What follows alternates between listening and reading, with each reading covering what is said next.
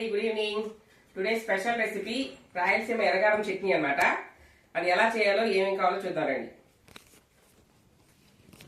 ఒక 10 ఎండుమిరపకాయలు అనమాట. ఇవి ఒక 10 నిమిషాలు నీళ్ళలో నానబెట్టుకోవాలి. నేను ముందే నానబెట్టేశాను. నెక్స్ట్ 2 పెద్ద ఉల్లిపాయలు అనమాట. ఇలా ముక్కలు కట్ చేసేసుకోవాలి.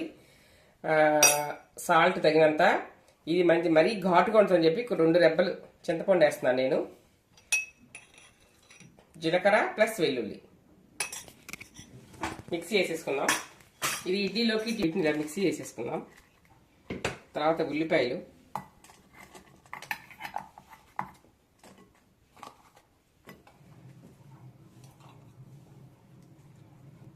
నెక్స్ట్ జీలకర్ర వెల్లుల్లి, తగినంత సాల్ట్, చింతపండు, ఈ మొత్తం కలిపి మనం మిక్స్ చేసేసుకోవాలి. మెత్తగా మిక్స్ చేస్తాను. దీన్ని ఇలా తాలింపు వేసుకుని మనం చట్నీలా వాడుకోవచ్చు. లేకపోతే ఇది దోశ మీద రాసేసుకొని మనం కారం దోశ కూడా చేసుకోవచ్చు అనమాట. చాలా బాగుంటుంది రాయలసీమ కారం దోశ. ఈ తాలింపు వేసేసుకుంటే చట్నీలా వాడుకోవచ్చు అనమాట. ఆవాలు, జీలకర్ర, సాయమిరపప్పు, కరివేపాకు.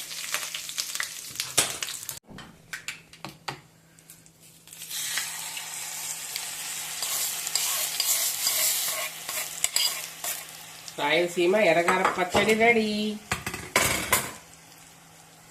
చక్కగా తిప్పేసుకుంటే కాస్త పచ్చివాసన కూడా పోద్ది అన్నమాట. మంచి వాసన వస్తుంది.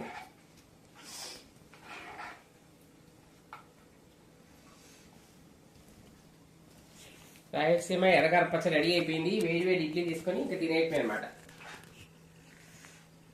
టేస్ట్ చేద్దాం కొంచెం.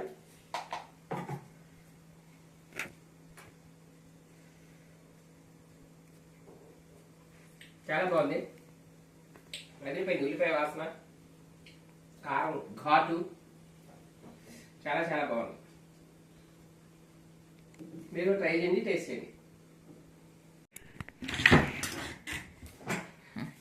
ఓకే, క్లోజ్అప్ చేసి ఇడ్లీ పొగలు అయ్యింది కాబట్టి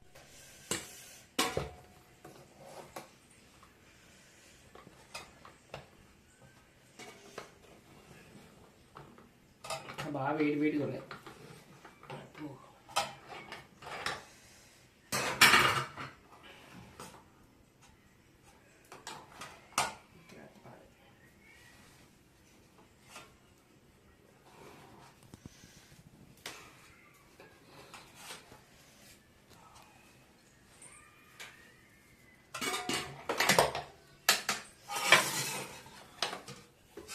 ఇడ్లీలోకి రాయలసీమ ఎర్రగారం చట్నీ అన్నమాట. చూస్తుంటే నోరూరుతుంది. నెయ్యి అన్నమాట.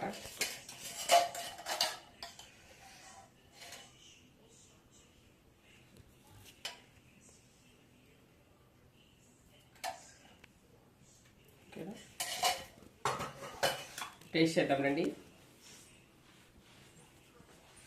లేదా చూడండి, వేడి వేడి ఇడ్లీ, నెయ్యి, పొగలు వస్తుంది.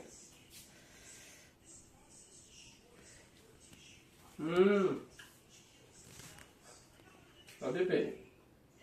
కాలిపోతుంది ఇడ్లీ. వేడి వేడి ఇడ్లీ, రాయలసీమ ఎర్రగారం చట్నీ విత్ నెయ్యి.